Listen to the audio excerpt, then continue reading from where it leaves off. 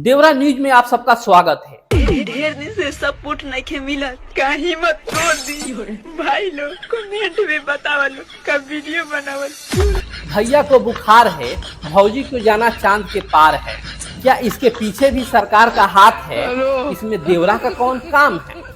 आइए भौजी से पूछते हैं वो क्या कहना चाहती हैं। फूल है गुलाब के सुगंध लीजिए, अब बेटी है गरीब के सपोर्ट कर दीजिए, बहू है गरीब के सपोर्ट कर दीजिए।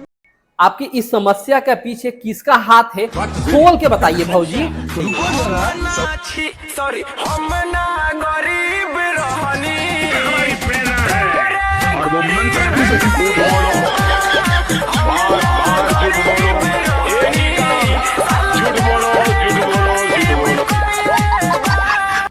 तो देखा है आपने, इस बार भी समस्या का जड़ देवरा ही है। तो देवरा को हटाइए और भौसुरा को लाइए।